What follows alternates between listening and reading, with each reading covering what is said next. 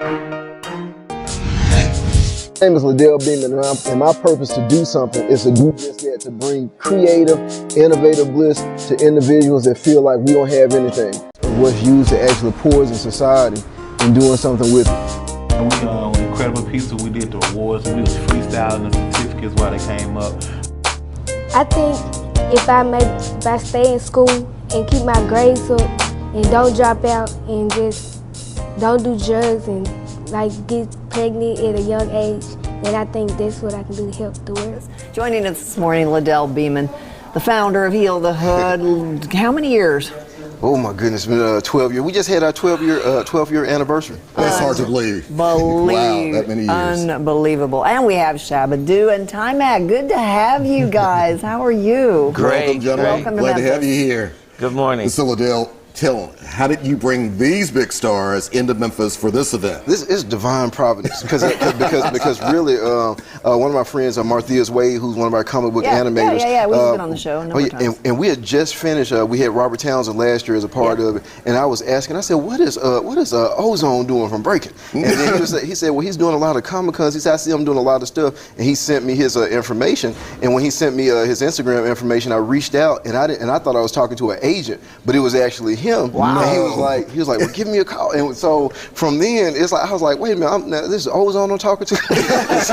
and so he was so down to earth. So you showed you were still a fan. Oh yeah. So why is it so? The mission is so unusual for Hth Hood to use pop culture and entertainment to reach kids and lower crime and get rid of generational poverty. Why did the mission touch you? You first. Well, first of all, I think that our greatest resources in this world is our elderly and our youth.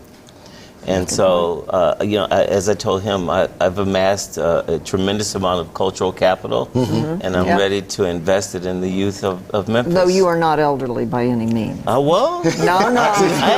Because if you're elderly, I'm elderly. Well, I'm a grandfather. I'm actually a senior elder. But you were a very young grandfather. Well, okay. How about you, Tom? Okay. Thank you. Yeah, no, we just had a running joke about we didn't think about the elderly until we started.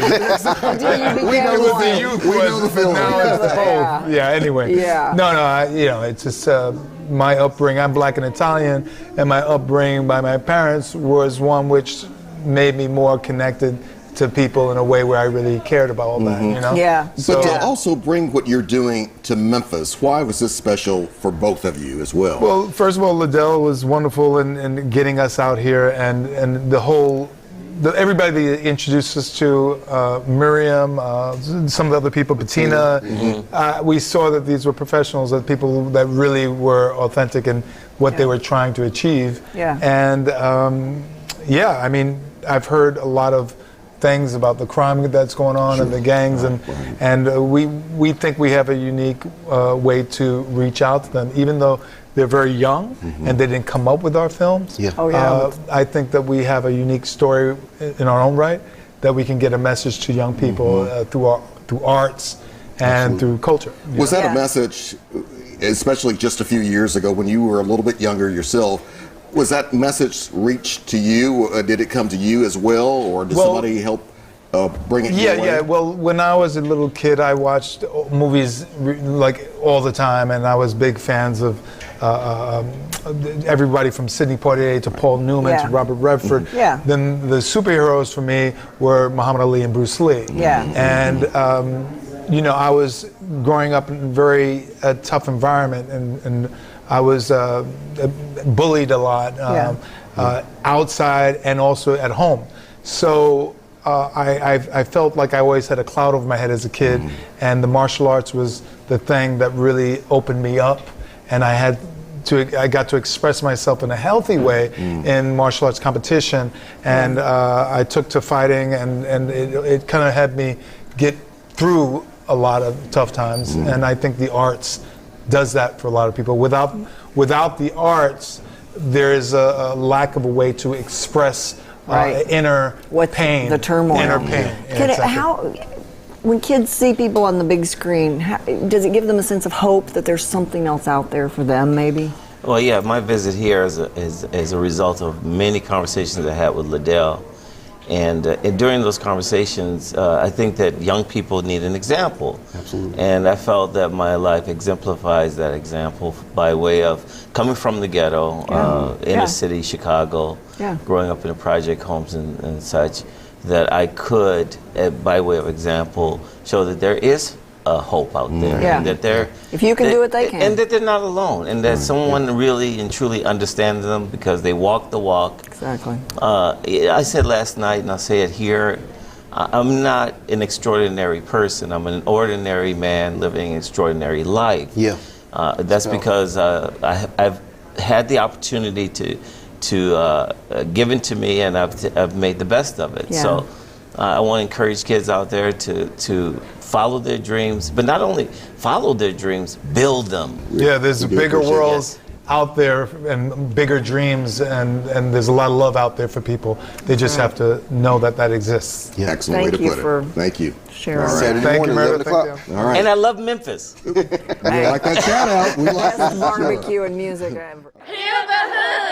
Hi, I'm Shabadoo, and welcome to my home. In this life, we are assured of two things, life and death.